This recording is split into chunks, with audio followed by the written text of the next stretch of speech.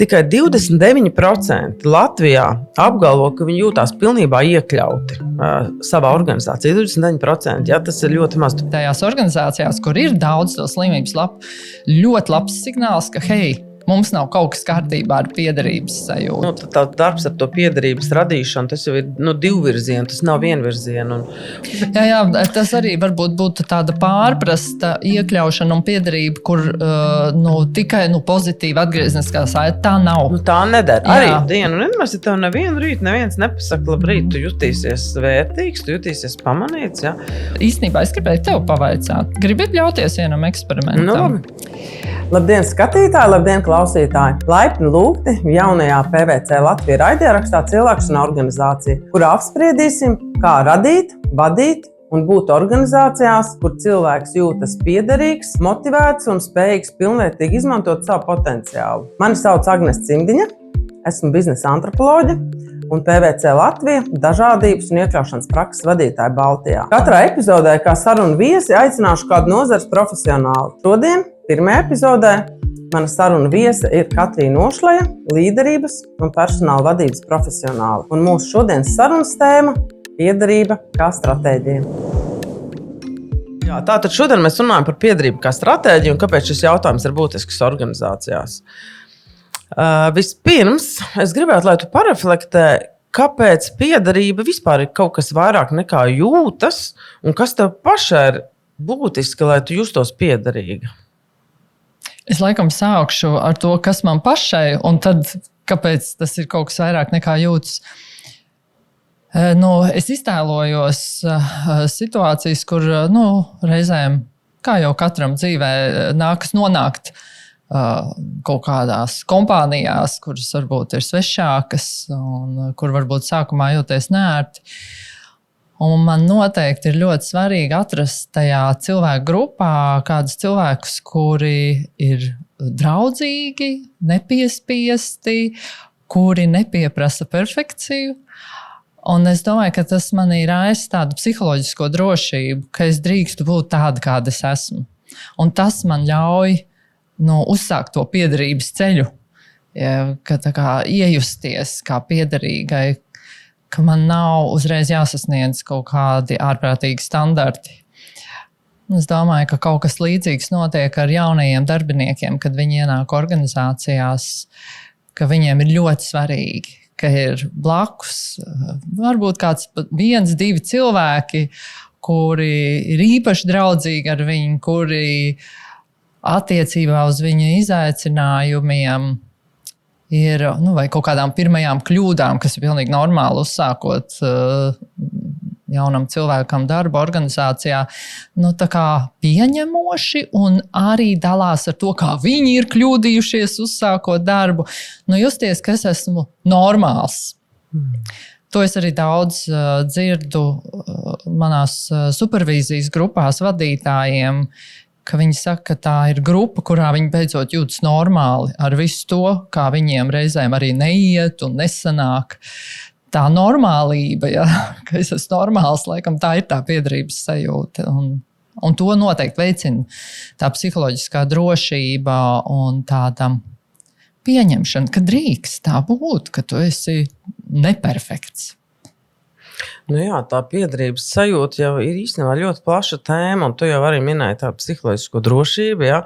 Un kas vispār, ko nozīmē tā psiholoģiskā drošība, kādas ir tās psiholoģiskās drošības komponentes, un cik lielā mērā vispār vadītāji par to domā, un cik viņiem vispār ir kapacitāte par to domāt tajā straujā ikdienas ritmā, tas ir arī, protams, saistīts jautājums, bet par to piederības sajūtu, vai tās ir tikai jūtas, vai tas tomēr ir kaut kas vairāk organizācijā? Kā tev šķiet? Protams, piederības sajūta primāri ir tās manas emocijas, attiecībā pret konkrētiem cilvēkiem vai komandu. Un arī tas ir jautājums par manu identitāti. Vai es jūtos tā kā, ka mana identitāte te tiek akceptēta un pieņemta, vai es varu arī identificēties ar tiem visiem pārējiem varbūt. Bet tajā pašā laikā neskaitām pētījumu šajā laukā, kas ir veikti, rāda, ka primāri tas ir par produktivitāti. Tas nozīmē, ka un tas ir pierādīts ar cipariem un mērīts neskaitāmas reizes, ka tiešām pieaug produktivitāte. Ja ir laba piederības sajūta cilvēkiem, tā ka vairāk pa 50%. Kas vēl parādās, ir zemāks darbinieku apgrozījums, respektīvi cilvēki negrib pamest organizāciju. Viņi grib te palikt, jo viņi labi jūtās, viņi jūtas iederīgi. Kāpēc viņiem pamest? Ko tas biznesam nozīmē? Mazākas izmaksas atkal apmācīt jaunus cilvēkus, atrast atkal jaunus cilvēkus. Viņi tomēr ar savu kompetenci te paliek. Mazāk slimības lapas. Tas arī katastrofāli samazinās. Tur viens pētījums bija, ko es skatījos, pat pa 75% samazinājās vienā organizācijā, tad, kad viņi to intervenciju veica, un šīs izmaiņas samazinās 75%. Tas ir ārkārtīgi daudz. Tagad, kad Latvijā runā par tādām falšajām slimības lapām, man tas ļoti liek aizdomāties, ka faktiski tas ir tajās organizācijās, kur ir daudz to slimības lapu, ļoti labs signāls, ka hei, mums nav kaut kas kārtībā ar piederības sajūtu. Cilvēki jūtās arī psiholoģiski droši, un līdz ar to viņi, kaut kādās sapulcēs vai apspriedēs ir drošāk izteikt trakas idejas, un reizēm no tām trakām idejām dzimst inovācijas. Tas nozīmē, ka organizācija ir radošāka, inovatīvāka, tiek runāts par to, kas nav kārtībā, jo viņi uzdrīkstās runāt. To līdz ar to var izmainīt. Tas viss ir izmaksas. Un līdz ar to tas rezultējas ciparos. Mazāk risku. Un tie pētījumi ar dažādi pa tiem cipariem. Bet tur bija viens pētījums, kur bija kaut kādi 10 000 cilvēku organizācijā strādā, tad tas ietaupījums var būt pat līdz $52 miljoniem. Tas ir daudz. Tam ir milzīga ietekme uz biznesu. Runājot par cipariem, man arī ir dažādi skaitlīši, ko es esmu apkopojusi, bet atgriežoties pie tā, ko tu teici par tiem riskiem, vai ne? Tie riski, ko tu nosauc, ja kaut kas nav kārtībā ar to piederības sajūtu organizācijā, faktiski ir gan identiski tam, ja kaut kas nav kārtībā ar dažādības vadību organizācijā. Tātad, protams, darbinieku mainība paaugstinās, slimības lapu skaits. Arī, man, kad kāds jautā, kāds tad ir tas taustāmais ieguvums no sekmīgas dažādības vadības, un tas slimības lapu skaita samazinājums ir viens no tiem, ko es saku, un tur īstenībā tur ir milzīgi finanšu rādītāji uzreiz, vai ne? Un attiecībā arī uz to, tātad, ja mēs runājam angļu valodā par piederību, tad tas būs tas belonging, un tas saīsinājums, no kā tas belonging vai piederība tiek izņemts, ir tieši tas diversity, equity, inclusion, belonging, tātad dažādība, taisnīgums, iekļaušana, piederība. Un līdz ar to, ja mēs skatāmies no dažādības vadības perspektīvas, tad piederība ir iekļaujošs kultūras rezultāts. Un mēs nevaram runāt par piederību organizācijā, ja mēs nerunājam par to iekļaujošo kultūru un iekļaujošu darba vidi. Un kāpēc es šo tādu stāstu? Es gribu aiziet līdz pētījumam, aptaujai, ko mēs šogad veicām maijā, aprīlī sadarbībā ar Alma Karjeru, PVC veica aptauju, kur mēs kartējām, kas tad notiek organizācijās Baltijas mērogā, gan no darba devēja, gan darba ņēmēja puses. Un kā vispār skatās uz šiem iekļaušanas, dažādības, taisnīguma un piederības jautājumiem. Un tas, ko mēs atklājām, tur bija milzīgi plaisa, un pie tās es atgriezīšos sarunas gaitā vairāk, bet tas, ko es tagad gribēju uzsvērt, tieši šajā kontekstā, kad darba ņēmēji kopumā tie bija vairāk nekā 2600, diezgan liels respondentu skaits.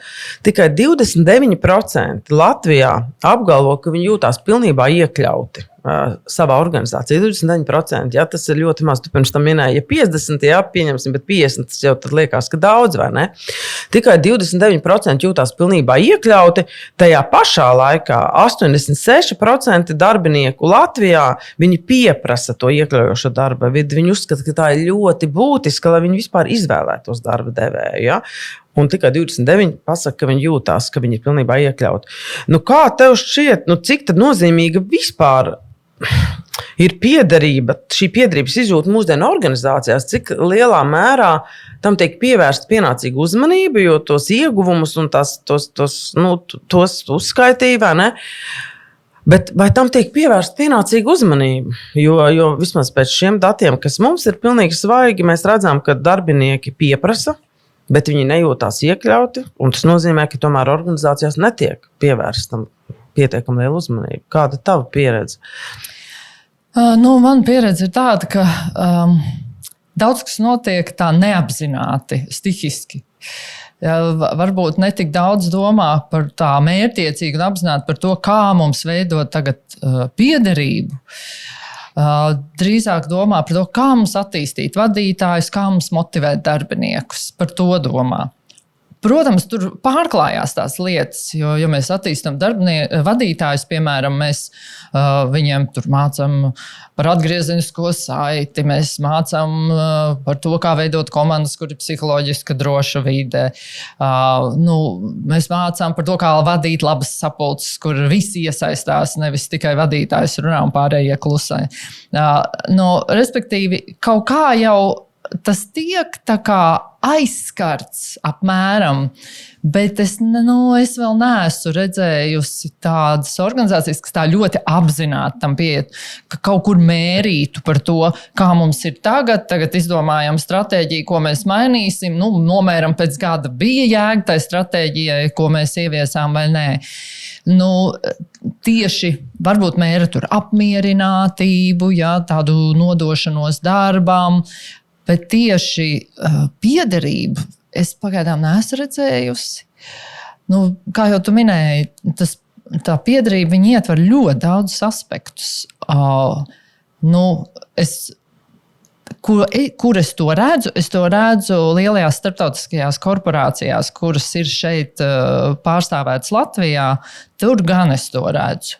Un man sevišķi spilgt acu priekšā ir viens ļoti pazīstams IT uzņēmums. Es šoreiz izvairīšos minēt varbūt konkrētus nosaukums, bet tur es to redzēju jau daudz gadus atpakaļ, pirms vispār tas kļuva kaut kas tāds populārs un Latvijā tāds skaļš.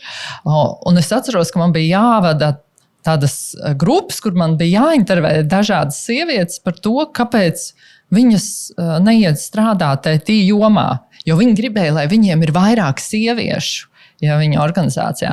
Tad es redzēju cauri gadiem, ka viņi sāka pieņemt darbā arvien vairāk cilvēkus ar invaliditāti, un viņi lieliski tika galā ar savu darbu. Viņi sāka svinēt kopā kā kolēģi arī homoseksuāli orientēti cilvēku svētkus. Ja? Un, tā kā mēģināja tās visas grupas iekļaut. Jaunās māmiņas, kuras atgriežas darbā un jūtas varbūt bišķiņi pazaudējušas kompetenci. Un es redzēju, kā viņi ļoti mērķtiecīgi to dara. Ja? Ka tas ir tiešām tāds apzināts darbs iekļaut. Bet mēs varam no viņiem mācīties. Ja? Kāpēc ne? Jā, es arī pati citreiz mācības vadot to piemēru arī vadītājiem stāstu, ko mēs gribam, lai mūsu darbinieki darba dienā dara, vai lai viņi izmanto 50% savas enerģijas, lai sevi pasargātu psiholoģiski, vai lai viņi 100% enerģiju ieliek iekšā, lai strādātu produktīvi. Un pie tā jau mēs bieži vien nonākam, ja šī vide nav pietiekami droša, ja cilvēks nevar būt viņš pats, nevar būt autentisks tā, kā viņš ir, un viņš nevar būt pieņemts tāds, kā viņš ir, tad viņš nevar pilnvērtīgi strādāt. Un, protams, ka zūdās motivācija un arī efektivitāte, bet redz, vienlaikus, un skaidrs, ka tas, ko tu minēji, tam ir vistiešākais sakars ar dažādību un iekļaušanu. Ja? Par to jau mēs arī mums tās sarunas iet, un es nereti arī pat izmantoju to metaforu, labi, dažādība jau ir fakts. Tā dažādība mums ir organizācijās, mums ir sabiedrībā, dažādība vienmēr bijusi un būs. Ja? Bet ja mēs tad mēs iztēlojamies galdu, ap kur sēž dažādi cilvēki, un tas vēl nenozīmē, ka viņi ir iekļauti vai ka viņi ir piederīgi. Un manā pieredze arī tā sajūta ir tāda, ka dažādība ir, bet tā netiek iekļauta, un ja tu neesi iekļauts, tu nejūties piederīgs. Un tad, kas tiem cilvēkiem ap galdu būtu jādara, ja mēs viņiem dodam vārdu izteikties, ja, tas nozīmē, ka mēs jau sākam viņus iekļaut. Bet, ja mēs nedzirdam vai neņemam to vērā, tad vienalga nebūs piederīgi, nejutīsies. Tātad, ja mēs pēc tam ņemam vērā to, ko viņi pasaka, un mēģinam integrēt tos viņu viedokļus kaut kādās, vai tās būtu vai procesi vai stratēģijas, tad jau visticamāk viņi sāks justies piederīgi. Un tad tam vadītājam jau būtu jāsaprot, kurš ir tas, kurš izsakās, kurš neizsakās, kurš ir tas, kurš vienmēr runā, kurš ir tas, kurš nerunā vispār, kura viedoklis tiek ņemts vērā, kurš vienmēr tiek tā nokušināts. Ja? Un tur atkal tam vadītājam ir jābūt tas, ko es saucu par sociālām antenām un dzirdīgām ausīm un redzīgām acīm, lai tu saprastu, kas te mums notiek ar to iekļautību, taisnīgumu. Vai ne? Un nevienmēr to ir tik viegli novērot, un nevienmēr varbūt ir tas. Tā saukt to par apzinātību vai arī tā emocionāla inteliģence, jā, vai ne? Saprast, kā es rēģēju, kā citi rēģē. Un kāpēc es par tiem vadītājiem? Ja tāpēc, ka tas tā pati aptauja, kur jau es norādīju uz tiem datiem, ka tikai 29% darbinieku jūtas pilnīgā iekļauti, tas nozīmē, ka ar dažādību un iekļaušanu vai dažādības vadību organizācijā nav labi. Jā. Bet ja mēs paprasām darba devējiem, cik lielā mērā viņi vispār prioritē šos jautājumus, tad mēs redzam, ka Latvijā tikai 16% organizāciju īsteno aktīvi dažādības vadību vai iniciatīvas, kas ir saistītas ar dažādību un iekļaušanu. Bet vienlaikus 41%, kas pakāpeniski, apgalvo, ka mēs pakāpeniski pievēršamies šai jomai. Bet, kas attiecas uz kaut kādu strateģisku cilvēku resursu plānošanu vai strateģisku cilvēku kapitāla jautājumu risināšanu, tad tur ir 19% no Latvijas darba devējiem, kas atkal šķiet zems tas cipars un tā plaisa, kas iezīmējas, tad iekš tā, ko tas darbinieks vēlas, un iekš tā, ko tas darba devējs uzskata par prioritāti, šķiet diezgan liela. Un tad, kā... tu jau it kā minēji, vai ne, ka tā piederība ir uzskatāma par konkurētspējas virzītāju spēku lielā mērā. Vai tu arī kaut kādā veidā to sasaist ar lojalitāti? Pieņemsim, piederība, lojalitāte, vai tu uzņēmis skaties kā sinonīmiem, vai tur tomēr redz atšķirību? Protams, šie jēdzieni ir ļoti saistīti, bet tie nav gluži sinonīmi. Jo ļoti bieži var redzēt organizācijās cilvēkus, kuri ir lojāli. Viņi neies prom no organizācijas, jo tur ir laba alga, bonus sistēma.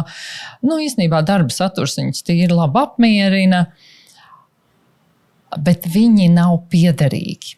Viņi neveido emocionālas saites ar citiem, viņi varbūt bieži nav uzklausīti, viņi uzskata, ka organizācijas novērtēšanas sistēma nav caurspīdīga un taisnīga, viņus neapmierina veids, kā tiek pieņemt lēmumi, jo tie nav caurspīdīgi un saprotami, ir kaut kādi absurdi lēmumi, nevar saprast, kāpēc atkal pārmaiņas, nav nekas izskaidrots, kāpēc, kas tur aizstāv, izstāv.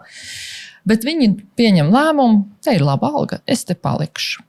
Redz, viņi ir lojāli, bet viņi nav piederīgi. Un ir otrādi. Reizēm ir tā, ka cilvēki nav lojāli, bet ir piederīgi konkrētai komandai. Ja es jūtos ar tevi komandā, ka jā, mums ir laba komanda, mēs te saprotamies, mēs viens ar otru varam brīvi izteikties, dot atgriezenisko saiti, mēs redzam jēgu tajā mūsu funkcijas darbā, bet lielajai organizācijai, kā sistēmai, es neusticos. Un te vienmēr ir tāds tā kā jautājums par to, ir angliski tas jēdziens quiet quitting. Es it kā nāku uz darbu, bet es vienkārši atsēžu līdz 5, izdaru minimumu, bet es reāli neinvestējos. Es tā kā jau gandrīz psiholoģiski esmu prom no organizācijas. Ja? Un no manis nav pievienotās vērtības. Patiesībā bizness neiegūst. Un tas ir tieši šajos gadījumos, ka varbūt ir piederība, nav lojalitātes, vai ir lojalitāte, nav piederības. Tas par ļoti interesanti novērojumi, jo man arī nācies strādāt tādā organizācijā, un tad es arī domāju, kurā brīdī vai tas vadītājs to sajūt un to kluso aiziešanu vai to iniciatīvu pēkšņi tādu apklušanu un Un tie ir tādi, manuprāt, ļoti būtiski jautājumi un par to piederību un lojalitāti. Un es citreiz arī domāju, vai cilvēks var būt veiksmīgs organizācijā, ja viņš nejūtas piederīgs. Kā tev šķiet? Mēs varam iztēloties tādu fantāziju uzburt. Ja? Pieņemsim, ka tu strādā šajā organizācijā, bet viss domā tā, Agnese tāda jocīga. Viņa staigā dzeltenā žaketē. Un vispār viņa tāda dīvaina, tāda hiperaktīva, ja, kaut kāda. It kā mēs noklausamies, ko viņa saka, bet ļaujam viņai izrunāt, bet tā reāli viņas idejas nekur neintegrējam, ļaujam viņai izpļāpāties un viss. Un, protams, ka cilvēki nav muļķi, viņi to sajūt, un arī tu noteikti sajustu. Un tu sajust, ka varbūt nav vērts vairs sapulcēs par tām tēmām runāt.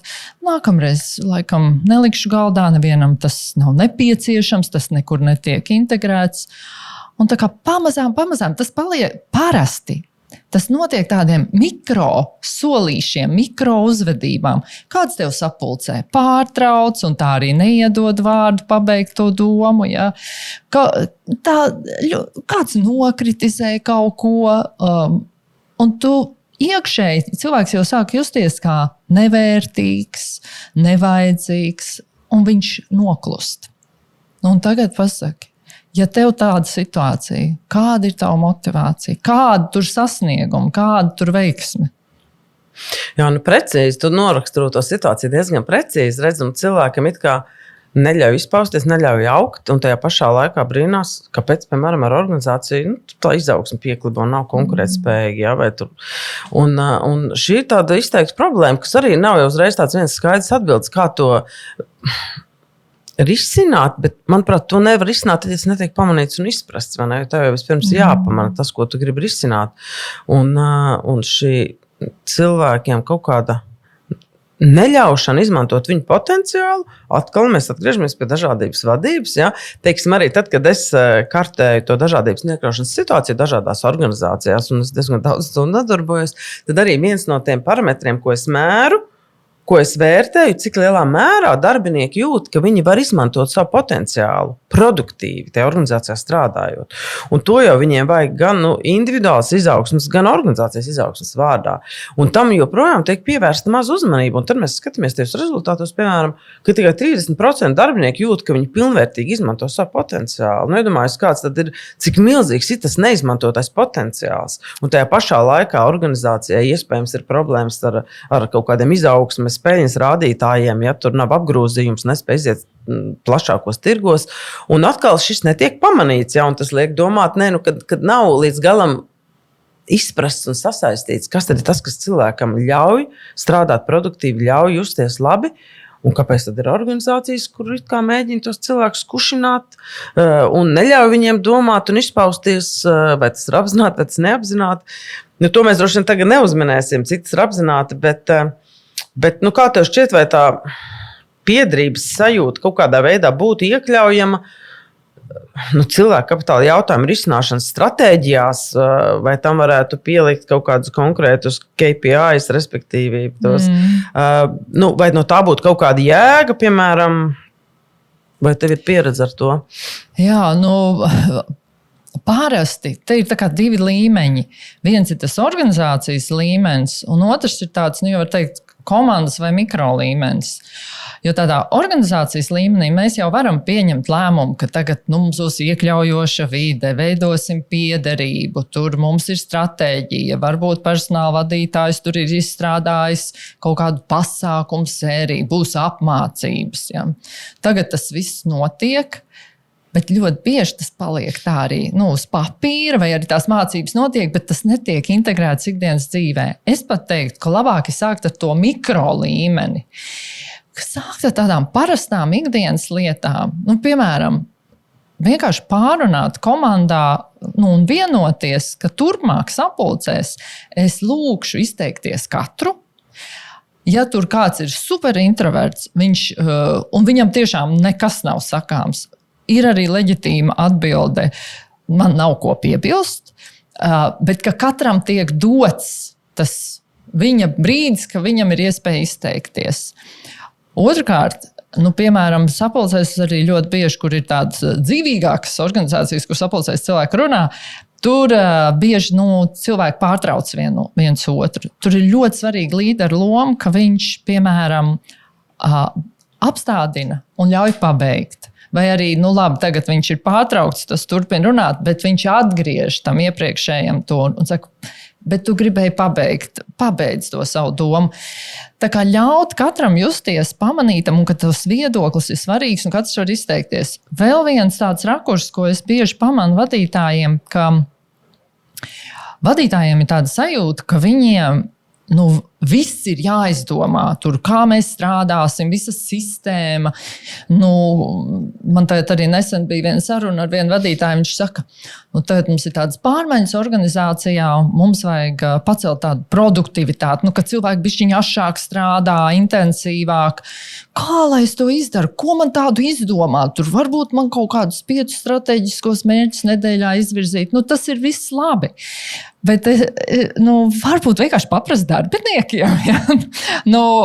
Tā kā, kad tie darbinieki nāk tām idejām, tev nav viss jāizdomā. Sāc prasīt cilvēkiem. Taisiet brainstorms, kopā pieņemiet lēmumus.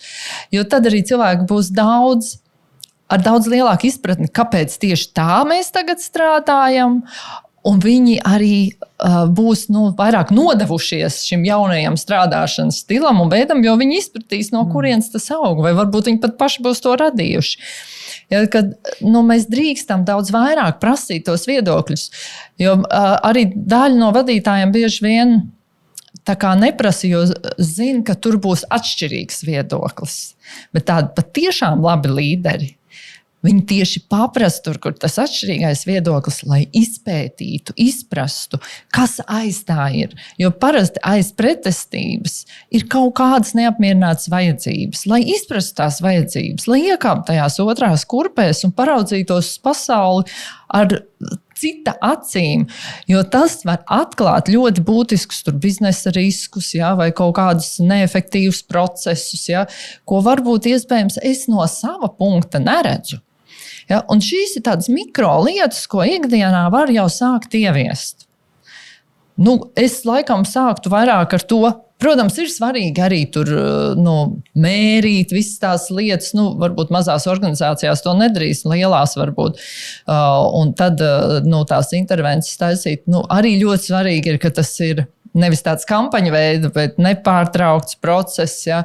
Var tādas mikroaptaujas taisīt, kur kaut vai sapulces reizīs, mēnesī vai reiz 2 mēnešos mēs paprasām sapulcē, burtiski 5 jautājumus cilvēkiem, lai viņi parāda uz pirkstiem, uz cik viņi jūtās. Tur, piemēram, man pat bija īstenībā, es gribēju tev pavaicāt. Gribi ļauties vienam eksperimentam?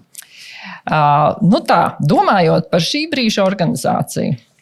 Es tev nolasīšu 5 jautājumus, un tev būs jānovērtē. Tu vari pat izvēlēties, vai tu novērtē galvā vai skaļi. Ja? Aha, labi, atkarīgs no jautājumiem. Jo parasti uz šitādiem jautājumiem, ja atbild anonīmi, tad tās atbildes ir atklātākas, vai ne? Labi, darām patiešo. Okay. Es jūtu, ka mani šajā komandā uzklausa un ņem vērā. Jā, es jūtu. Okay. Un tu vari kā novērtēt, tur 5, 2, ja? Jo tas arī, teiksim, tādās sapulcēs vadītājiem, tas burtiski aizņems 5 minūtes. Viņš uzreiz redzēs, kas notiek mūsu kolektīvā. Man ir skaidra iespēja piedalīties un ietekmēt darbu, ko mēs darām. 5. Okay. Sapulcēs man parasti ir iespēja izteikt savu viedokli bez bailēm tikt kritizētai. Arī 5. Tas ir tāpēc, tas droši vien tāpēc, ka, es esmu, man šeit diezgan ekstraverta, un man vienmēr ir ko teikt, un es īstenībā nebaidos no kritikas, par to ir runa.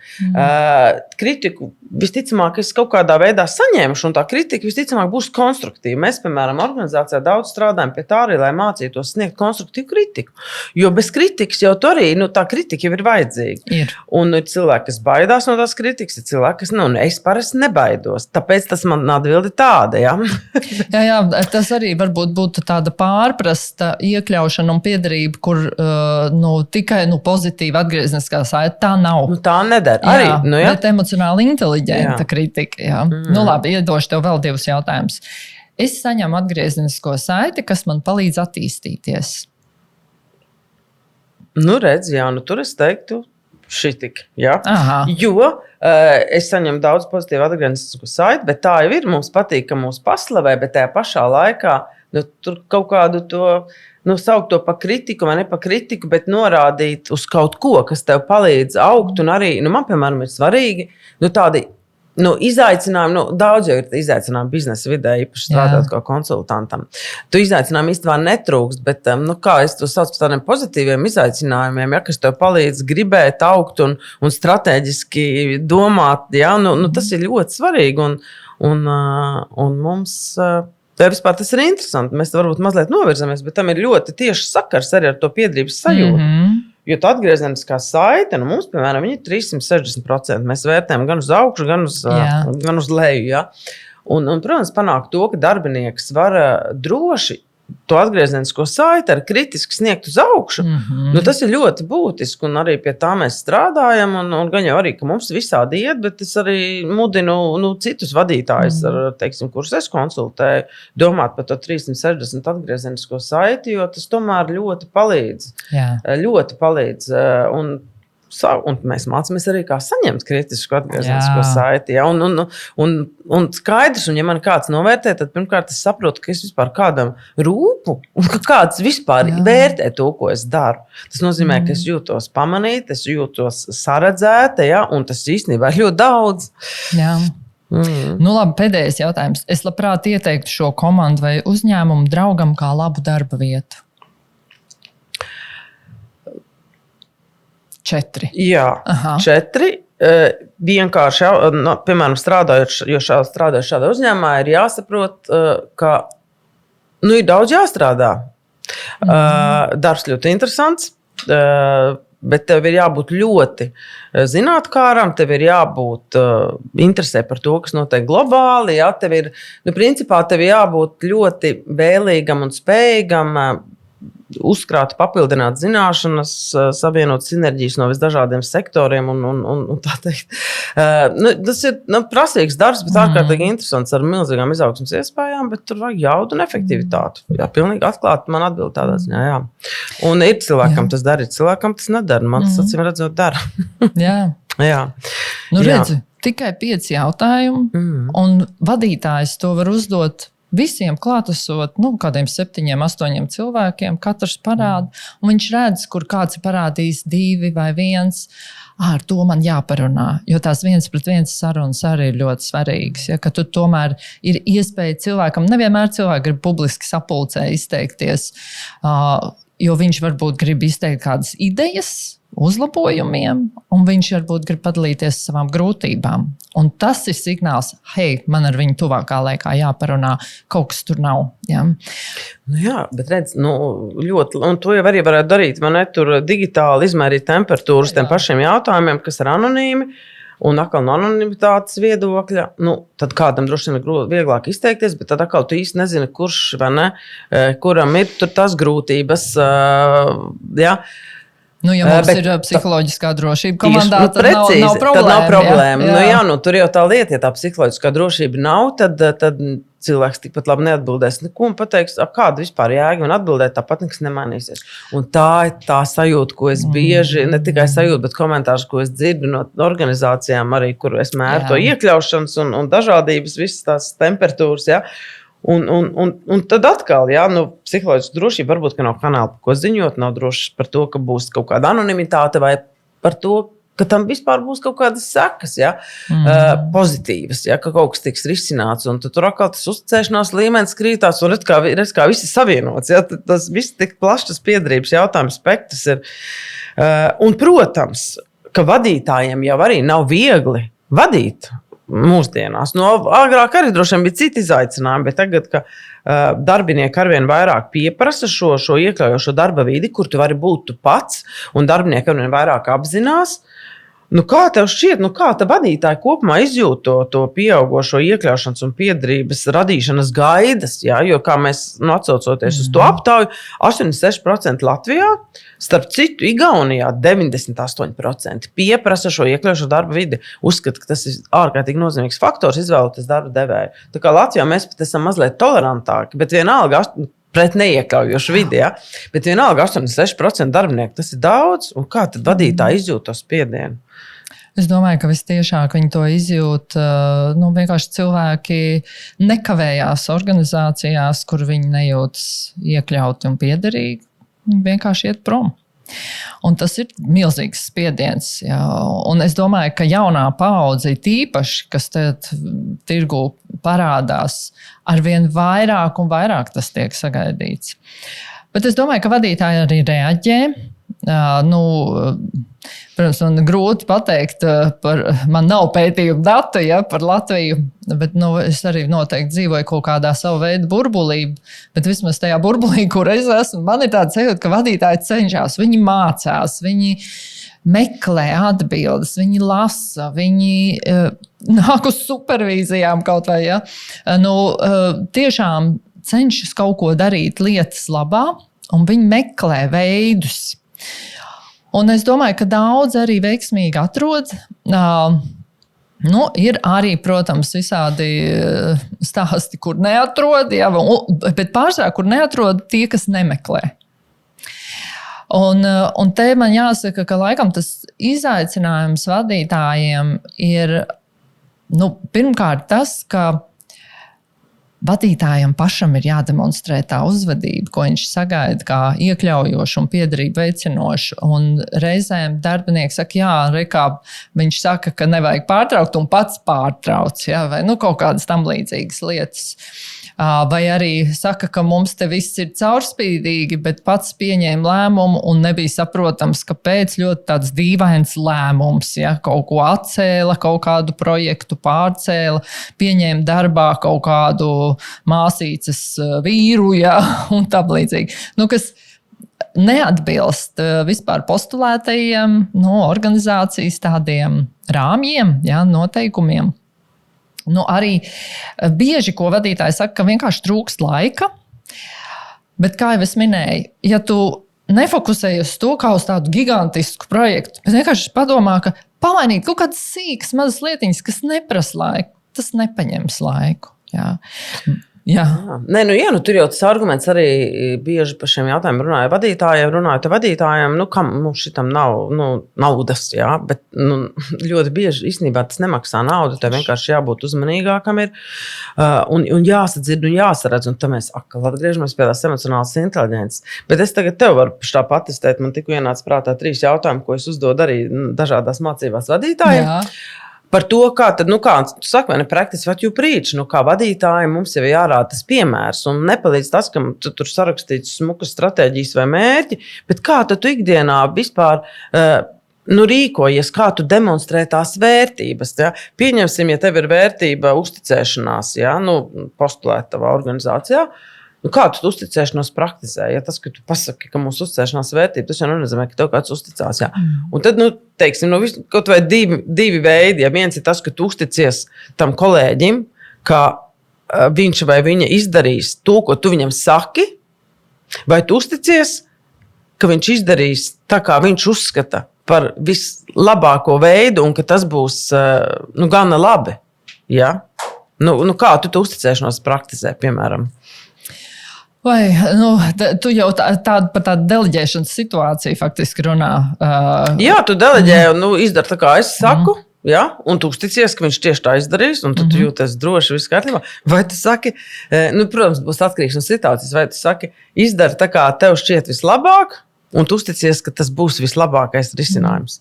Man liekas, arī vadītājiem ļoti jāpazīst savi darbinieki, kuriem viņi uzticās. Jo, ja darbiniekam ir augstas kompetences, viņš ir pieredzējis jau laukā, protams, ka viņam var droši teikt, dari tā, kā tu uzskati pa vajadzīgu, man vajadzīgs šāds rezultāts. Un es viņam nedefinēju, kā darīt, ko pirmo darīt, ko pēdējo, kam zvanīt, kam nezvanīt. Es vienkārši zinu, ka viņš izdarīs, viņš ir kompetents. Bet tad, ja mums ir, pieņemsim, jauniņais, pilnīgi jauns darbinieks, kurš ir iesācējis mūsu jomā. Es domāju, ka tas būtu bezatbildīgi viņam teikt, dari kā māki. Ja? Tas būtu arī pakļaut riskam organizāciju, bet arī pieļaut to, ka šis jaunais darbinieks piedzīvos izgāšanos, ko mēs negribam. Un tad ir svarīgi, ka mēs izrunājam. Es tev iedevu šo uzdevumu. Pastāst man, kas ir tās tavas pirmās bažas, kur tu redzi, kas var noiet greizi. Ka mēs par to runājam uzreiz un identificējam jau pirms vispār ķerās pie uzdevuma, identificējam tās riska zonas, un te atkal prasās tā atklātā saruna. Jo, ja nav psiholoģiskās drošības, tas darbinieks teiks, nē, es visu sapratu. Un ies pēc tam kasīdams galvu aiz stūra un domās, ja vēlas neko nesapratu. Ja? Tāpēc ir ļoti būtiski runāt par to, un ka tas arī apstiprināt, ka tas ir ok, tas ir tik labi, ka tu saki man to, ka tu šito nemāki. Padomāsim, kā tu vari ātri to iemācīties. Un parasti iemācās caur darīšanu, nevis caur kursiem. Ja, tā kā, tas ir vairāk dialogs. Ja, un tur arī veidojas tā uzticēšanās. Tad, kad mēs piedzīvojam, ka mēs drīkstam būt neperfekti uzreiz no pirmā šāviena, ja, un mācīties pakāpeniski. Ja. Protams, ir vadītāji, kas ļoti kontrolē, bet atkal, un te nesen bija tāda situācija, kur mēs domājām par vienu darba situāciju, kur viens vadītājs super kontrolē. Kas aiz tā stāv? Kas ir tā viņa vajadzība, kā viņš jūtās, ka viņš tā kontrolē. Un mēs atklājam, ka patiesībā tās ir ārprātīgas bailes. Arī pašam nebūt perfektam un neattaisnot cerības. Un kā mēs varam mazināt šim cilvēkam, kurš tik traki kontrolē viņa bailes, ja, arī panākt pretī. Ja, bet tur atkal vajadzīga tā psiholoģiskā drošība, lai mēs par to varam runāt. Ja, lai varam ar tām bailēm kaut kā jā, un tad jautājums, vai tas vadītājs pats, piemēram, arī jūtas iekļauts, ja, tajā. Jo it kā viss fokus tiek likts uz to, lai darbinieki, iespējams, tas fokus tiek likts uz to, lai darbinieki justos tā, ka viņiem izturas taisnīgi un iekļaut, un kā tad beigās tas vadītājs jūtas, jo manā pieredzē ir organizācijas vairākas, ja, kur vadītāji pat jūtās mazāk piederīgi un mazāk iekļauti un mazāk, ar mazāk, teiksim, taisnīgu attieksmi pret viņiem nekā tie darbinieki. Ja, ka tu visu dara darbinieku labā un tu pats paliec nesaprasts un tam vadītājiem jau arī savi izaicinājumi, par ko bieži vien netiek vispār gana daudz runāts. Tāpēc jau es tās vadītāju supervīzijas grupas, jo vadītāji ir tā kā starp vairākiem dzirnakmeņiem. No vienas puses uz viņiem spiež akcionāri vai vēl augstāk līmeņa vadītāji, no otras puses darbinieki pieprasa redz iekļaujošu piederības kultūru. Ja. Mājās ģimene saka, ko tik daudz strādā. Ja. Viņš uz visām pusēm raujas un viņš ir pilnīgi viens tajā. Un tad viņš beigās atnāk pie mums uz grupu, dzird, ka pārējie ir tieši tādi paši un saka, es esmu normāls. Beidzot, es atradu vietu, kuras var piederēt. Redzi, vai ne? Mēs katrs meklējam grupas, kur mēs varam piederēt. Ja? Un tur jau tā lieta, tas arī norāda, protams, ka tam cilvēkam tā piederības sajūta ir viena no fundamentālajām, vispār eksistenciālām lietām. Gan, ja mēs skatāmies uz Maslow piramīdu, ja mēs skatāmies uz antropoloģijas teorijām, ka bez tās piederības nevar, un tev to piederību kaut kur vajag iegūt, un ja tu viņu neiegūsi ne darbā, ne mājās, un tev nav tā sajūta, īstenībā tās sekas varbūt diezgan dramatiskas. Ja? Jā. Jā, bet es arī vēl domājot par to, kā tad ir ar tiem vadītājiem, vienkārši man arī atmiņā uzreiz nāk vairāki gadījumi, kad augsta līmeņa vadītāji ir dalījušies par savām sajūtām, piemēram, kāds ir būt viņiem valdē. Man vairākas sievietes vadītājas, valdes loceklis ir stāstījuši par situācijām, kur viņas piedzīvo tiešām, ka viņu kā sieviešu viedoklis tiek maigi, nemanāmi tā, aizstumts. Ja? Viņu priekšlikumi tā kā tiek pieklājīgi ignorēti. Un tu nevari to viņš jau nav tāds acīm redzams, ja? Bet tas atkārtojas un sāk uzkrāties. Un tu saproti, ka tas ir tāpēc, ka es esmu sieviete. Citu izskaidrojumu nevar atrast, ja tu esi vienīgā sieviete tajā valdē. Ja? Vai arī, piemēram, jauns valdes loceklis ienāk organizācijā, kurš nepazīst vēl tur nerakstītos šīs organizācijas likumus, un viņš nāk ar savu pirmo projektu tagad valdē uz apstiprināšanu, viņš tur prezentē, ieguldījies, visu, ko izdarījis, tur čupa cilvēkiem ir strādājuši, ja, lai to visu sagatavotu. Un viņam pasaka, nē, mēs noraidām tavu projektu. Un nepaskaidro, kāpēc nav caurspīdīguma šajā lēmumu pieņemšanā. Un, protams, kas notiek ar viņa motivāciju un piederības sajūtu. Sākumā tā bija, viņš dedzīgi ieguldījās, investēja savu enerģiju. Un viņam pat nepaskaidro, kas tad ir jāpamaina tajā viņa pieejā. Nu, protams, ka viņam motivācija stipri krītās. Ja. Nemaz nerunājot par to, ir arī bijuši gadījumi, kad cilvēki dēļ homoseksualitātes tiek tā maigi izslidināti no organizācijas, ja, arī vadības līmenī. Bet, laikam, tie ir tādi redzamākie un kliedzošākie gadījumi, bet bieži vien jau ir arī, ka mēs izslēdzam dēļ kaut kādām raksturiezīmēm. Piemēram, es zinu dažas organizācijas, kur vadība necieš tādas kareivīgas, enerģiskas sievietes. Ja, un ir tāda ļoti distancēta un mēģina pat neatlasīt tādas sievietes. Ja. Te man arī nāk prātā no mana pieredze savulaik personāla atlasē, kad es strādāju, ko pārsvarā prasa visas organizācijas. Mēs gribam, lai tas cilvēks iederētos mūsu kultūrā. Tā kā, lai viņš ir tāds pats, kā mēs te visi. Bet patiesībā, ko mēs nodaram ar to, mēs atlasam cilvēkus, kuri visi skatās vienādi un neredz kaut ko būtisku līdz ar to. Varbūt, ka mūsdienās ir jāsāk skatīties, atrodam kādu, kuram ir pilnīgi svaigs, savādāks skatījums, kurš ir ļoti atšķirīgs no mums, ka viņš ienes jaunas asinis un jaunu perspektīvu. Un tā ir tā burvība, kas ir tajās komandās, kuras ir gana dažādas, jo vadītājiem ir tendence atlasīt pēc sava ģīmju un līdzības, ja? Bet vai es esmu pietiekami apzināts un drosmīgs atlasīt arī no sevis atšķirīgos, lai sāktu skatīties uz mūsu procesu kritiskāk un no dažādām perspektīvēm. Forši, es skaitu redzu, es esmu savas tehnikas, kā es mēģinu atcerēties kaut kādus svarīgus punktus, un man vispār ļoti patīk metafors, jo metafora palīdz domāt, ja, un vizualizēt, un te man vesels 3 metafors, ko es izmantoju arī visādās savās mācībās. Man liekas, tā slavenākā ir par ziloni un žirafi, vienkārši ļoti labi var attiecināt, ja.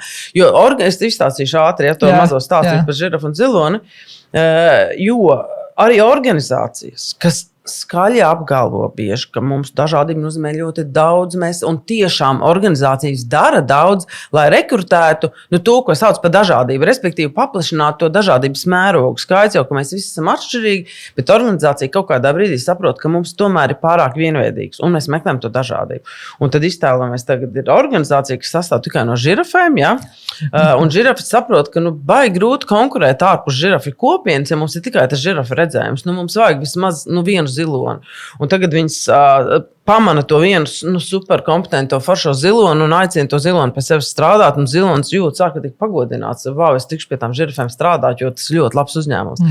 Un tas zilonis iet uz to darbu un netiek pa tām durvīm iekšā, jo tās durvis ir pa šauru, viņš ir esns, ja.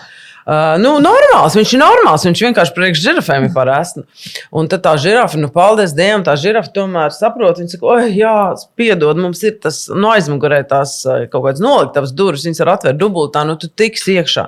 Un zilons no durvīm iet iekšā, nākamais viņam jāiet pa trepēm augšā uz to savu kabinetu, un viņš kāp pa vienu potru, un tās pakāpieni brūk, jā. Un ieejot savā kabinetā, viņš sēžās uz krēsla, un tas krēsls brūk, un tagad ienāk iekšā tā žirafa CEO vai tā vadītāja galvenā, kas te notiek, kāpēc te viss ir izdemalāts. Un tas zilons, protams, nelaimīgs, ja, un viņš skatās to zilonu un prasa, kur ir problēma? Un zilons nerunā, un viņš saka, jā, es redzu, piedod, mēs tev apmaksāsim aerobikas nodarbības, baleta nodarbības, un tad tu nometīsi nedaudz svaru, un tu tik lieliski te iedarēsies, jo mēs tā gribam, lai tu pie mums strādā. Un zilonis, protams, pasaka, darba vieta, kas domā ar žirafēm, nederēs man. Es nevaru tur pilnvērtīgi strādāt, viņš aiziet projām. Respektīvi, šī mazā pasaka par žirafu un ziloni tik labi parāda to, ka pat tad, ja tu apzināti rekrutē to dažādību, tās dažādās pieredzes, tu momentā viņu mēģini asimilēt. Un tā ir lielākā kļūda, ko organizācijas dara. Skaidrs, ka tas zilonis nejutīsies tur piederīgs, ja? Skaidrs, ka viņš tur ar tādu attieksmi, viņš nevar arī pilnvērtīgi izmantot savu potenciālu, jo viņš sargā sevi gan psiholoģiski, gan varbūt arī fiziski, ja viņš baidās kaut ko tur ne tā izdarīt. Un lai tu lietā to savu potenciālu? Tu nevari viņu likt lietā. Un, ja viņš tur būtu palicis, viņš droši vien justos, cik ilgi viņš tur sēdētu uz tās diētas, ja? Un visu laiku uztrauktos, skatīt, ka atkal pa daudz neapēd, atkal trepas sabruks. Un tas ir varbūt tāda maza metafora. Un otru, ko es gribēju pieminēt, ir arī, es to saucu par tādu vilku sindromu, pat tad, ja ienāk komanda arī kādi ļoti tādi atšķirīgi cilvēki, un it kā viņiem ļauj būt viņiem pašiem, laika gaitā, tas ir tas vilku sindroms, ka tu sāc pielāgoties tam vilku baram, jo tu tomēr tajā vilku barā, nesakot, tu kaut kādā veidā tur atkrīt, vai tu kļūsi pa izstumto, ja? Un arī neļauties tam vilka bara sindromam, un tur atkal mēs runājam par psiholoģisko drošību, cik lielā mērā mēs vispār novērtējam to, ka mums ir tās atšķirīgās perspektīvas, un ka mēs daudzveidīgā, dažādā, strauji mainīgā tirgu, un mēs nevaram konkurēt to vienveidīgo pieeju, un tā joprojām ir liela. Tāds liels izaicinājums organizācijām saprast to, ka neasimilēsim to atšķirīgo, ja? Ļausim tam izpausties, jo tas mums radīs jaunas idejas un psiholoģisko drošību. Tā redz, kā mēs esam aizrunājušās, bet par to, cik liela vērtība, arī man šķiet interesanti, cik liela vērtība ir tai piederībai laikā, kad pārmaiņas notiek ļoti strauji un neparedzamāk kā jebkad agrāk, varbūt. Jā, kā tu domā? Jā, tas ir bieži vien tāds arguments, kāpēc varbūt dažās organizācijās vadītāji saka, nē, tas visu palēninās, tā piederības veidošana un iekļaušanas kultūra, tas ir lēni, tad mēs nevarēsim tik ātri pieņemt lēmumus. Tur būs tad ilgi jādiskutē, jāievācie dažādie viedokļi. Varbūt tas tā pirmajā acu uzmetienā tā izskatās, ja? Bet tajā pašā laikā, ko tas nozīmē, ja mēs esam dažādāki organizācijā un visi ir super iekļauti, enerģiski, motivēti, grib izpausties savā labākā veidā un investēties pa 150% organizācijā, mēs varēsim ātrāk adaptēties tirgus izmaiņām, jo tas, kas mainās, ir tirgus situācija. Un ja man ir dažādi cilvēki, vienā brīdī nodara Ilzas dīvainās idejas, citā brīdī Pētera konservatīvais piegājiens. Ja? Tā kā tas tieši tā dažādība ļaus adaptēties. Un es teiktu, tad ir, angliski ir tas trakais vārds agile. Es nekad nezinu, kā to latviski iztulkot, kā tu viņu tulko. Tāpēc jau latviešu valodā droši vien arī izmanto agile. Kas tās nav latviešu valodā, bet tā mēs sakam lean, mēs sakam agile, jā. Tas tāds slangs. Jā, ir slangs, jā. Jā, bet katrā ziņā tāda spēja ātri adaptēties. Jā. Kas noteikti būs. Ja ir pārmaiņas, mums taču ir svarīgi, lai mums organizācijā ir liela darbinieku noturība, lai neaizplūst tie kompetentie cilvēki. Tāpēc taču ir svarīgi viņus paturēt, jo tieši pārmaiņās mums tā kompetence būs vajadzīga. Mums ir svarīgi, lai cilvēki neslimo vai vismaz neizliekas, ka slimo. Ja? Atkal. Mums vajag tos trakos cilvēkus, kur tur investēsies tajās nemitīgajās pārmaiņās. Arī pārmaiņas tirgu nozīmē, ka būs arī pārmaiņas organizācijā. Parasti, kad ir pārmaiņas organizācijā, pirmā reakcija ir pretestība. Ja cilvēki ir tiešām piederīgi, viņi tik traki nepretosies. Vienkārši viņi mēģinās saprast un dosies tālāk. Ja, šīs ir visas tās lietas, kas ir ieguvums tomēr no tās piederības sajūtas. Arī tad, kad viss notiek ātri un ir pārmaiņas. Jā, un tagad man jau cita metafora ienāca prātā. Arī, protams, saistīta, tāpēc jau man viņas nāk prātā, ka tu pieskaries tām tēmām, ja? Nepieņem darbā sevi. Es to saukli arī izmantoju daudzkārt, un to es esmu adaptējis no Ziemeļvalstīm, kur tā bija tāda milzīga kampaņa pagājušajā gadā, ja? Uzņēmumiem nepieņem darbā sevi tieši mudinot domāt to, ka, cik tu būsi konkurētspējīgs, ja tu visu laiku kā savā komandā vai savā darba vietā pieņemsi savas kopijas. Cik daudzveidīgos veidos tu vari strādāt, es varu strādāt tikai kā Agnes. Un tas ir īstenībā, paslēgjot arī savu darba vietu, ja tas ir tas, kas, jo ļoti bieži jau cilvēki prasa, kas tev tur patīk, kas tev tur nepatīk, ja tāpat kā mēs te varam brīvi runāt. Un tas, ka tās dažādās kompetences un cilvēku pieredzes ir apkārt, un ka tajā brīdī, kad es jūtu, ka man vajag kaut ko atšķirīgu, kaut ko citādāk, un konsultāciju biznesā strādājot, protams, ka tev vajag ārkārtīgi daudz dažādus redzējumus. Tev vajag dažādus, tas, ko mēs angļu saucam par background, vai tās ekspertīzes, pieredzes, redzējumus. Un tādā uzņēmumā, kā šeit, mēs esam ar ļoti dažādām pieredzēm un izpratnēm, tie konsultanti, ja? Un tad tu vari salikt kopā visdažādākos risinājumus, jo mūsdienu pasaulē tev vienveidīgi risinājumi, tu neko nevar atrisināt ar vienveidīgu pieeju. Ja? Kā tu teici, tirgus dažādība, tā ir globāla tendence, kas nebeigsies, un tā neparedzamība. Un tas, kā mēs saliekam kopā, un tad pieņemot komandā jaunus cilvēkus, tas arī man kā tāds sauklis, ko es mēģinu atcerēties, nepieņem darbā sevi, pasties uz kaut ko, kas tev papildina, kas varbūt tieši pretējs tev, jo man nevajag 5 Agneses. Ja? Jā, bet tas notiek neapzināti. Un tas, ko tas vienkārši nozīmē, ka arī vadītājiem jātrenē sava apzinātība par sevi. Viņam ir sevi jāpazīst. Viņam ir jānoķer tas brīdis, hei, ko es daru? Es atkal pieņemu darbā čali, kurš ir līdzīgs kā es pirms 20 gadiem. Ja? Tā kā jā. Bet kā tev mainās tās līderības pieejas, lai radītu tādu vidi, kā tev šķiet? Viennozīmīgi mainās. Es tomēr redzu, ka ir tā tendence un vēlme radīt darba vidi, kas ir tāda draudzīga šim pieprasījumam no tirgus. Ja? Protams, ir organizācijas, kas mainās ātrāk, kas lēnāk, bet tomēr es redzu, ka vadītāji viņi tiecās mainīties. Un tas iet gan caur tādu personisku iekšēju, dažādu šķēršļu pārvarēšanu. Ir tā kā jāmaina savas pārliecības, kas gadiem ir strādājušas un pēkšņi nestrādā. Jāsāk interesēties par tiem cilvēkiem, kuri man liekas tādi dīvaini. Ja, tā kā, kādi tie jaudieši, ja, vai kaut kas tam līdzīgi, bet jāsāk viņiem interesēties, bet tā patiesi interesēties, gribot izprast. Ja. Un arī ne tikai tā iekšējie šķēršļi, bet arī daudz ārējie, jo arī nevienmēr pārējie cilvēki kolektīvā ir gatavi tai dažādībai. Ja? Varbūt tādas komandas, kas tur ir 20 gadus kopā strādājuši, un tagad es kā vadītājs izdomāšu, ka jāpieņem ir kāds pilnīgi atšķirīgs cilvēks. Viņi teiks, ko tu dari? Kāpēc tu ņem tādu atšķirīgu cilvēku mūsu komandā? Viņš ir tāds skaļš, ja? Viņš te tāds nāk visādām trakām idejām. Ja? Tā kā tur ir daudz izaicinājumu, jā, bet noteikti mainās tā pieeja.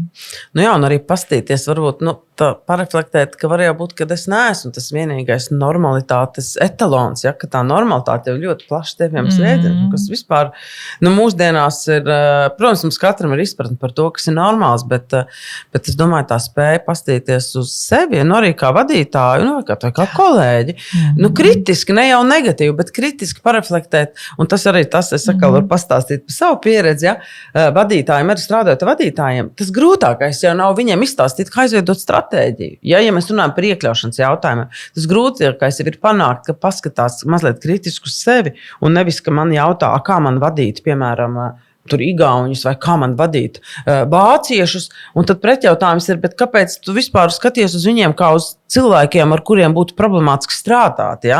Kāpēc, kas ietekmē manu pasaules redzējumu, kas ietekmē manu redzējumu vai izpratni par konkrētām sabiedrības grupām, kuras es varbūt vispār pat nezinu. Ja? Tātad jautājums jau nav par to, tu jau nevari iedot lietošanas instrukciju. Kā lietot tieši vai kā strādāt ar latvietu, un tad es jautāju arī pretī, un kā tad tu teikt, un kā strādāt ar latvietu, piemēram, ja? Jautājums ir sākumā par tevi pašu, kāpēc tev šķiet, ja? Kad tie cilvēki vai tā sabiedrības grupa vai to sabiedrības grupu pārstāvi ir tādi, ar kuriem kaut ko nevarētu, ja? Vai kur būs tikai sarežģījumi, un drīzāk pastīties uz to kā potenciālu, kā resursu, ja? Jo apzinoties, ka tā cilvēka atšķirības ir fakts, un īstenībā mēs nevaram ar vienveidīgos veidos, ar vienveidīgām izpratnēm strādāt. Nu, labi, vispār laiks baigi ātri skrien, un mēs droši vien esam ļoti ilgi norunājuši, bet man ir vēl pēdējie 2 jautājumi, kas ir viens tāds varbūt personīgāks, varbūt tu vari padalīties pat ar kaut kādu pieredzi, vai praksi, vai piemēru, tas var būt gan pozitīvs, gan kļūmīgs, nu, kur tev ir. Nu, kā tev ir gājis pašā ar kaut kādu piederības veidošanu? Nu, vai tev ir izdevies vai neizdevies, vai tu esi spējis kaut kur iekļauties vai ne, vai attiecībā uz kaut kādiem taviem kolēģiem vai darbiniekiem, kur kaut kas ir vai baigi labi sanācis, vai kaut kas nogājis pilnīgi greizi? Jā, es gan negribu saukt nevienas organizācijas vai kaut ko tādu. Nē, vārdos nevajag saukt. Nē, mēs visi anonīmi, jā. Jā, lai gan Latvija ir tik maz, ka parasti var arī bez vārdiem un tā atpazīst visu, jā. Nē, man ir bijis savulaik, es biju vienā sabiedriskā organizācijā, kur es ļoti jutos savādāka. Un es biju tajā valdē, tajā organizācijā, un es no sākuma nācu ar tādu deksmi un vēlmi tiešām darīt kaut ko inovatīvu. Un man tā ļoti fiks piegriezts skābekli. Un es tad vēl biju diezgan jauna, un es arī tā fiksi iekapsulējos un sapratu, ka es neinvestēšu tur laiku. Un tā bija tāda spilgta pieredze, kā tas process notiek jau uz savas ādas. Bet man ir, jāsaka, ļoti paveicies. Es pārsvarā esmu jutusies ļoti iekļauta, un es pat reizēm pamanu, ka iekļaušana nav tas par citiem, kuri mani iekļaus. Ļoti daudz, kas ir arī par mani pašu. Vai es pati jūtos iekļaušanas vērta? Vai es pati uzskatu, ka manas idejas ir intereses vērtas? Tas ir arī tāds dziļāks iekšējs process, ja, un par pašvērtējumu procesu. Un man liekas, ka nav tik vienkārši. Tas nav, ka tur kādi citi tie vadītāji, tie sliktie man neiekļauj. Arī ko es esmu darījis? Vai es esmu kādā sapulcē izteicis to savu briljanto ideju? Neviens jau nav telepāts, neviens jau nevar nolasīt to. Ja? Tā kā arī tas nozīmē arī pieņemt sevi ar savām īpatnībām. Jā, varbūt es tur sarkstu, ka es uzstājos, jā, varbūt es raustu valodu, jā. Bet tas ir man tā drozīnīti, jā. Un iet un ar to būt jau sākt sevi iekļaut pašam, jā, kā pirmajam. Un parasti tad jau arī pārējie tevi iekļauj. Vai šis man ļoti patikās, ko tu teici? Jā, jo tā ir tā darbs ar to piederības radīšanu, tas jau ir divvirzienu, tas nav vienvirzienu. Un arī uzreiz es varu asociēt to, ja, ka tu, it kā vai tas iekļaušanas vērts, protams, neviens ir pašvērtējums, bet atkal no otras puses, vai tu vispār apzinies to savu vērtību? Protams, pašvērtējums, vai tā vide, kurā tu esi, tev ļauj to savu vērtību apzināties, un tas jau nav tikai konkrēti darba vietā, bet no tās vides arī, no kuras tu nāc, kurā tu saudzes. Un te precīzi, kā es jutos, tad, kad es sāku pētīt tos austrumus, man tur bija tas lielais tūkstnešu projekts, kurus pētīju Zemjavas uzņēmums, un es atceros, es pirmo reizi tur aizbraucu, un arī kā antropologs, kas strādā ar starpkultūru saskarsmu, un šķiet, ka nav neviena stereotipa un aizsprieduma. Protams, ka es atdūros tur pret to, ka es jūtos, ne jau tas, ka mani tur kāds negribēja iekļaut, bet es uzreiz to situāciju nolasu tā, ka pirmkārt man ir bail, ir kaut kāda neziņa, es ar tādiem cilvēkiem neesmu strādājis, protams, visi vīrieši, visi izstāst citāda reliģija, citāds apģērbs, ja? Un tad es pie sevis domāju, ko es vispār zinu, ko es varu, un man prasīja īstenībā laiku, ļoti daudz es vairāk strādāju ar sevi, lai saprastu, ka kad es tā kā tu to saki iekļaušanas vērta, bet kad man ir tik daudz, ko es varu pienest, ja? Teiksim, tas mans pienesums var būt ārkārtīgi bagāts un noderīgs, bet man ir jāsaskata tā vērtības sevī un jānomet malā tie sev aizspriedumi, tā kā, protams, tas arī ir darbs ar sevi, un tad, kad tu tieci to galā, tad tu saproti, un tad tu ļoti labi izjūti, jā, ka tas ir divvirzienu ceļš, jo arī tavi vadītāji vai komanda, viņi jau nevar izmantot to, ko viņi neredz. Tāpat kā tu nevari izmantot to, ko tu neredzi, ja tu neredzi to savu atšķirību kā vērtību, tad tu viņu neizmantos. Un tad tu nevari arī pukoties uz to vadītāju, viņš nesaredz to manu atšķirīgumu, bet tu varbūt pats nesaredz to atšķirīgumu kā vērtību. Tāpēc arī jauniešiem, citreiz es sanāk strādāt ar jauniešiem, es viņiem mācu, ka stāstu, jā, īstenībā, ka tā tava atšķirība, Tas jau ir tas tavs potenciāls, ar ko tu arī vari atšķirties darba tirgu, jo, teiksim, copy-paste versijas jau, varbūt īstermiņā tas kādam ir ērti, bet ilgtermiņā tas jau nav konkurētspējīgi. Un ļaut mums apzināties katram to savu atšķirību kā mūsu potenciālu, ar to, ar ko mēs varam būt konkurētspējīgi un interesanti. Un tā vide, manuprāt, ir, mums jāspēj jādomā pie tādas vidas radīšana, lai cilvēki tā varētu justies. Labi, paklau pēdējie ieteikumi piederības stiprināšanai organizācijā. Tas man bija uzrakstīts kā pēdējais jautājums, ar ko noslēgt sarunas. Tādas parasti jautā.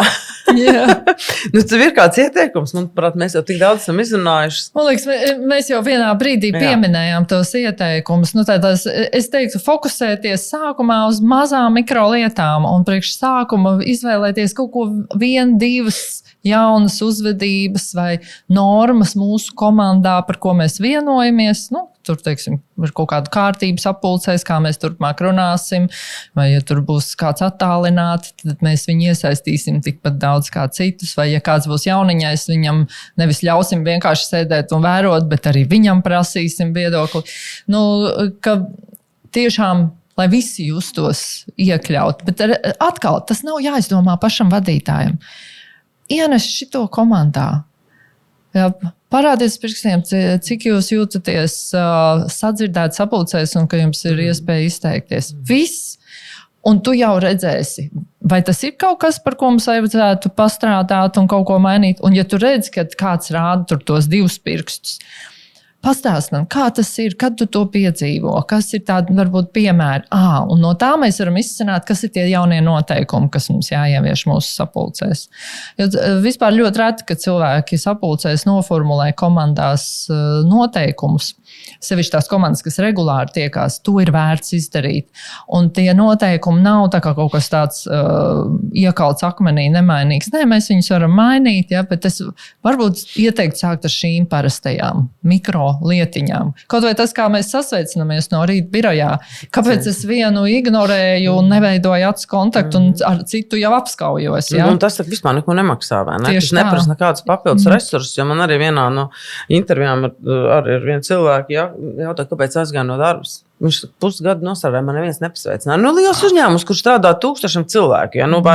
Un, protams, ka kādam ar šis, ka viņš jau tur sēž un tu pat nepamani. Ja? Un arī, teiksim, par organizācijas kultūru jau liecina arī tas, vai tu vispār, piemēram, ar apkopēju vai ar cilvēks, kas sēž recepcijā vai tu kādreiz sveicini. Ja? Un arī tā labrīt vai labdien. Un vienmēr, ja tev nevienu rītu neviens nepasaka labrīt, tu jutīsies vērtīgs, tu jutīsies pamanīts. Ja? Un tad vai tevi vispār pamana, ja? Un tam ir tik liela nozīme. Paldies, Katrīna. Man šķiet ārkārtīgi iedvesmojoši. Man gribas iemest vienu uguntiņu vēl iekšā. Es gribu pacelt šito jautājumu tādā jau arī valsts un politikas līmenī.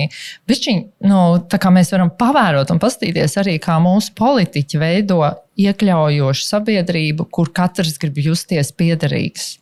Un tagad ir tā aktualitāte Stambulas konvencija. Faktiski tas ir veids, kā izslēgt vienu sabiedrības daļu ārā. Un tie cilvēki jutīsies nepiederīgi, un varbūt daļa gribēs aizbraukt. Tā kā arī varbūt tas ir arī tādā politikas veidotāja līmenī jādomā, tas ir ļoti atbildīgi šādi lēmumi. Vai mēs izslēdzam, vai mēs iekļaujam? Ko mēs te darām? Jā, īstenībā jau ļoti vērtīgs tas tāds noslēdzošais komentārs. Es vakar tieši, ne šādā kontekstā, bet arī HR nedēļa, tagad ir vakar un šodien, un runāju par šiem jautājumiem, arī ieliektu dažādības vadību un vispār cilvēku resursu vadību tajā makro kontekstā, jo tas, kas notiek sabiedrībā, tas ir atbalstos organizācijās. Precīzi. Un mums kā vadītājiem ir jātiek galā ar to, ar tām visām,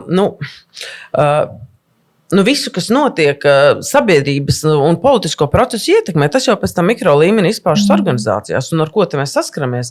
No vienas puses milzīga polarizācija, ja? Kad ir ārkārtīgi tiek šķelts un mēs un viņi un šīs plaisas tiek apzināti veidotas. Ja? Un šī mēs un viņi dinamika kļūst jau brīžiem pilnīgi par tādu bīstam pat. Ja? Un tas jau atbalstojas arī tajos mikroorganismos, kas ir organizācijas. Un otrs puses tad ir tā fragmentācija, kur ir izolētas vienības bez kopīgiem mērķiem, ja? Bez kopīgas komunikācijas, un tas jau arī nav labi ne sabiedrībā kopumā, ne politikā, ne organizācijā. Un tas jau viss atbalsojas tajās organizācijās, ja? Un tad kā vadītāji to tiek galā? Un kā tu vari tikt ar to galā, ja tev atkal nav šīs, es to sauc par dažādības kompetenci, ja? Bet mēs, un skaidrs, ka tas saistīts ar iekļaušanu un piederību un taisnīgumu, tam mēs nespējām pieskarties, bet tā taisnīguma sajūta jau iet visam cauri visiem šiem jautājumiem. Ja nav šīs taisnīguma attieksmes, tad arī par kādu piederību mēs runājam. Ja?